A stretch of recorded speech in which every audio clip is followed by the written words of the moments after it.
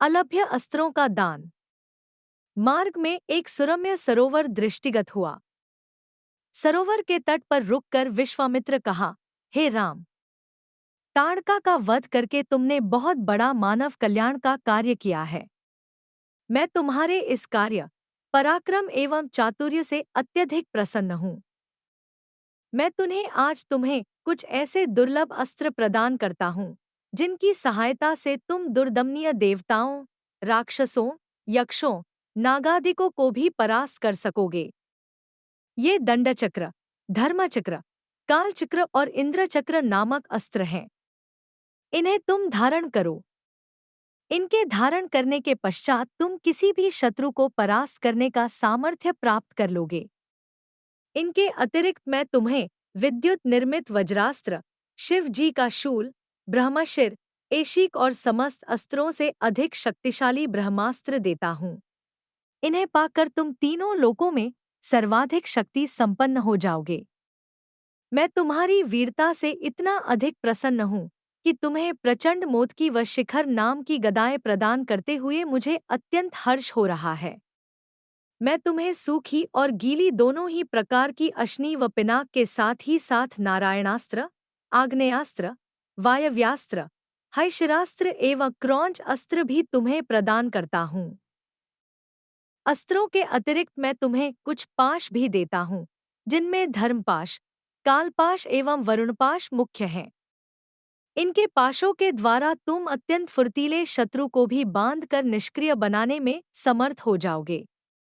राम, कुछ अस्त्र ऐसे हैं जिनका प्रयोग असुर लोग करते हैं। नीति कहती है कि शत्रुओं को उनके ही शस्त्रास्त्रों से मारना चाहिए। इसलिए मैं तुम्हें असुरों के द्वारा प्रयोग किए जाने वाले कंकाल, मूसल, घोर कपाल और किंकणी नामक अस्त्र भी देता हूँ। कुछ अस्त्र का प्रयोग विद्याधर करते हैं।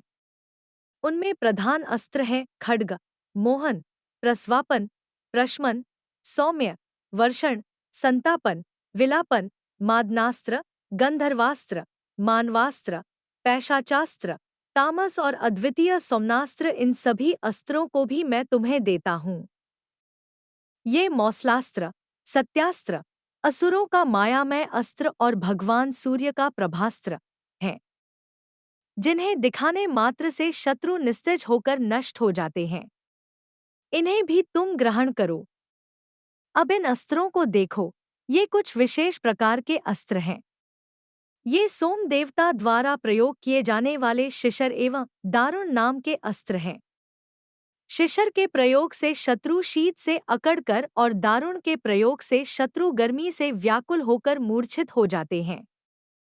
हे वीरश्रेष्ठ, तुम इन अनुपम शक्ति वाले शत्रुओं का मान मर। इतना कहकर महामुनि ने संपूर्ण अस्त्रों को, जो देवताओं को भी दुर्लभ हैं, बड़े स्नेह के साथ राम को प्रदान कर दिया। उन अस्त्रों को पाकर राम अत्यंत प्रसन्न हुए और उन्होंने श्रद्धा के साथ गुरु को चरणों में प्रणाम किया और कहा, गुरुदेव, आपकी इस कृपा से मैं कृतार्थ हो गया हूँ। अब देवता, दैत्य, राक्षस, यक्ष आदि कोई भी मुझे परास्त नहीं कर सकता। मनुष्य की तो खैर बात ही क्या है, किंतु मुनिवर, इसी प्रकार के अस्त्र गंधर्वों, देवताओं, राक्षसों आदि के पास भी होंगे और उनका प्रयोग वे मुझ पर भी कर सकते हैं। कृपा करके उनसे बचने के उपाय भी मुझे बताइए। इसके अतिरिक्त ऐसा भी उपाय बताइए जिससे इन अस्त्रों को छोड़ने के पश्चात अपना कार्य करके ये अस्त्र पुनः मेरे पास वापस आ जावें।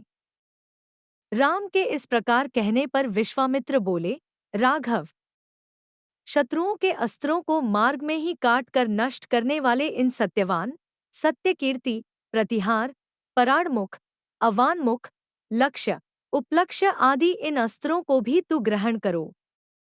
इन अस्त्रों को देने के बाद गुरु विश्वामित्र ने राम को वे विधियां भी बताईं जिनके द्वारा प्रयोग किए हुए अस्त्र वापस आ जाते हैं।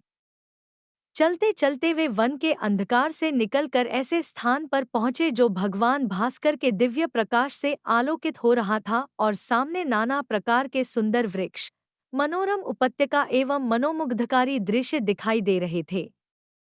रामचंद्र ने विश्वामित्र से पूछा, हे मुनिराज, सामने पर्वत की सुंदर उपत्यकाओं में हरे हरे वृक्षों की जो लुभावनी पंक्तियां दृष्टिगत हो रही हैं, उनके पीछे ऐसा प्रतीत होता है कि जैसे कोई आश्रम है।